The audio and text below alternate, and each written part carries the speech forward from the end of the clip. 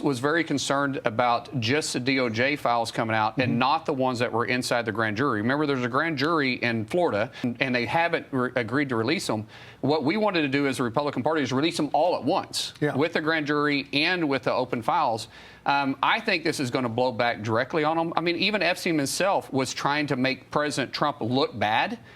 So obviously they didn't have a great relationship. No, I mean, but this is like another Russian gate. He kicked him out of his club by that point, and Epstein was obviously none too happy about it.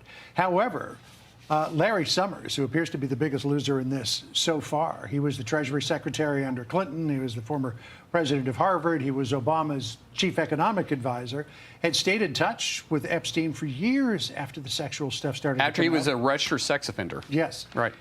Here's what Larry Summers said. I am deeply ashamed of my actions and recognize the pain that they've caused. I take full responsibility for my misguided decision to continue communicating with Mr. Epstein. He's basically retiring to the proverbial undisclosed location. He says he's withdrawing from public life.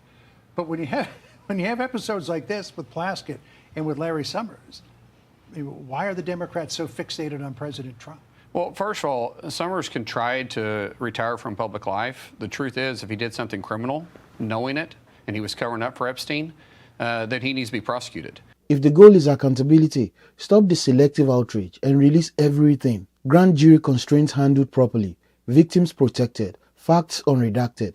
Anything less is politics, not principle. The tactical hope looked simple. Flip attention from a policy mess to a culture war villain. But the record doesn't care about spin. Summers' own admission, Plaskett's text documented and reported, Clinton Maxwell Epstein associations that never got a full reckoning. If Democrats thought this would be a clean hit on Trump, the files are saying otherwise. And when the facts cut against your narrative, doubling down just looks cynical. Release all legally releasable records. Epstein's communications, visitor logs, grant flows, travel manifest, without partisan filters. Handle grand jury material by the book. Shield victims who request anonymity. Publish the rest. That's what the House action sets in motion. Demand sworn answers from every official, past, present, who maintained contact with Epstein after 2008. No more, I don't recall. Impose a real consequence gradient. Censure, loss of committee assignments, resignations were warranted, and, if evidence supports it, prosecutions. Retiring from public life is not a penalty. If you raise the Epstein files as a sword, you better be ready to fall on it when the documents cut your side too. The public is done with curated outrage. Release the records.